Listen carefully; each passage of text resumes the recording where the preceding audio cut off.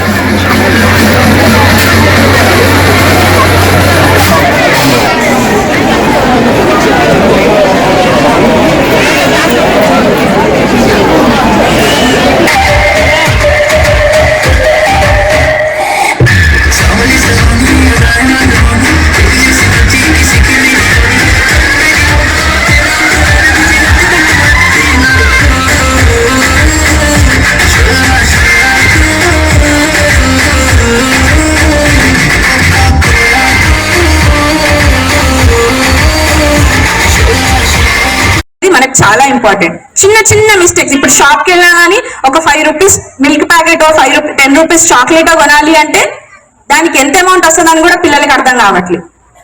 అంటే ఈ మధ్య మీ అందరికీ ఆన్లైన్ లో ఆర్డర్ పెట్టడం అలవాటు అయిపోయింది, అది మాకు అప్పుడు లేదు కదా. సో మేము మ్యాథ్స్ నేర్చుకోక తప్పలేదు అనమాట.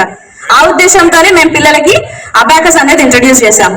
మా చిటిల్ ఛాన్స్ అయితే అబాకస్ వాళ్ళు చేసిన ప్రతి ఒక్క ప్రోగ్రామ్ ని సక్సెస్ఫుల్ గా వాళ్ళ ఎగ్జామ్స్ రాసి అద్భుతమైన రిజల్ట్స్ తెచ్చుకున్నారు. In together of this program we will also give them certificates and medals. And next, coming to their handwriting, we are tied with VARS Academy. Adi they got really merit certificates. They are also about to be given in the competition. Already మేము gold medals కానీ silver medals కానీ పిల్లలకైతే already ఇచ్చేసాము. Next, ఈ schools అయిపోయినాయి, అన్ని అయిపోయినాయి. అసలు మీ school ఈ ట్రై సిటీస్ లో ఉండడానికి మేము ఎందుకు జాయిన్ అవ్వాలి అన్న కాన్సెప్ట్ మీరు అడిగితే మాత్రం, ట్రై సిటీస్ లో ఎన్ని స్కూల్స్ మీరు చూసినా మాలాంటి హోమ్లీ ఫుడ్, హోమ్లీ వెదర్, నేను చాలా గర్వంగా మళ్ళీ మళ్ళీ చెప్తున్నాను, మాలాంటి హోమ్లీ ఫుడ్, హోమ్లీ వెదర్ మీకే క్యాంపస్ లో కనిపించదు. అండ్ ఇంకో విషయం నేను చెప్పాల్సింది ఏంటంటే, మేము పిల్లలకి బైలింగ్వల్ లాంగ్వేజ్ మెథడ్ లో టీచ్ చేస్తాము. బైలింగ్వల్ లాంగ్వేజ్ మెథడ్ ఏంటి అంటే 2 భాషలు, ఒకటి మన మాతృభాష, ఇంకొకటి ఇంగ్లీష్. పేరెంట్స్ కి బాబు ఒక రోజు స్కూల్కి కాగానే వెంటనే వాడు వచ్చేయాలి, డిక్షనరీ మొత్తం చదివేసేయాలి, కేంబ్రిడ్జ్ ఇంగ్లీష్ లో మాట్లాడాలి. ఒక రోజుకే మనం ఇంట్లో ఉన్న రోజులు పక్కన పెట్టేద్దాం. ఒక్క రోజుకి మాత్రం మా అబ్బాయికి, మేడం మా అబ్బాయి ఇంగ్లీష్ లో అస్సలు మాట్లాడట్లేదు, మీరు స్కూల్లో ఏం చేస్తున్నారు? మేడం మేము స్కూల్లో చదువు చెప్పగలుగుతాం. ఆ చదువుని వాళ్ళకి అర్థమయ్యే విధంగా మేము చెప్పాలనుకుంటాం.